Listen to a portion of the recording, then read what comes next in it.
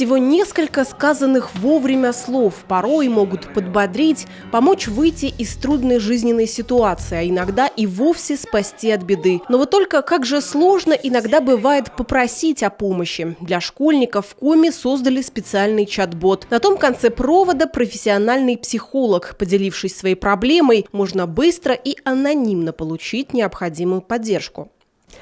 Найти чат-бот просто. Достаточно вбить в Телеграме в поиске «Помощь рядом 11». Нажимаем «Начать».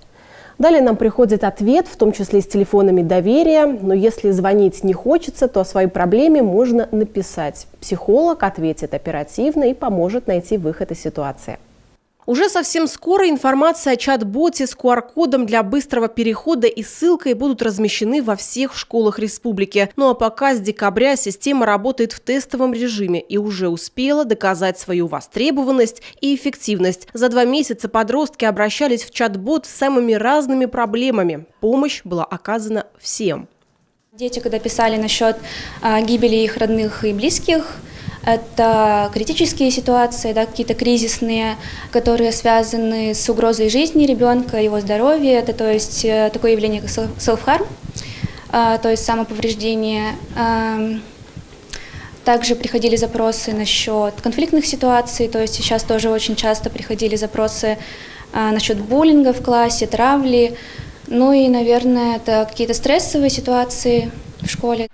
Спустя время в центре планируют увеличить штат психологов. Специалисты смогут быть на связи с ребятами 24 часа в сутки. Впрочем, чат-бот далеко не единственный способ получить квалифицированную психологическую помощь. Есть и более традиционные. Например, специальные телефоны доверия для школьников. На базе 98% образовательных учреждений региона работают психолого-педагогические консилиумы и советы профилактики. Наше министерство проводит очень большую работу по профилактике.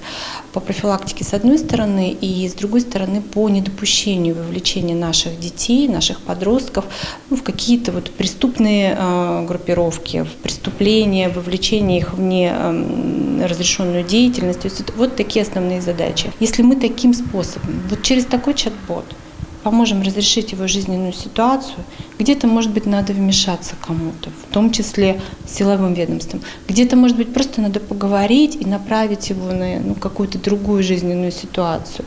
Это уже будет здорово, если мы поможем. В 2023 году в Коми заработал Республиканский центр экстренной психолого-педагогической помощи, чтобы охватить как можно больше нуждающихся в поддержке детей. А еще оградить от нежелательного влияния в интернете. С этой целью 2 года назад в Коми открыли региональный центр информационной безопасности. Он ведет работу по выявлению школьников, подверженных влиянию деструктивного контента. В прошлом году было проверено более 2000 аккаунтов и сообществ.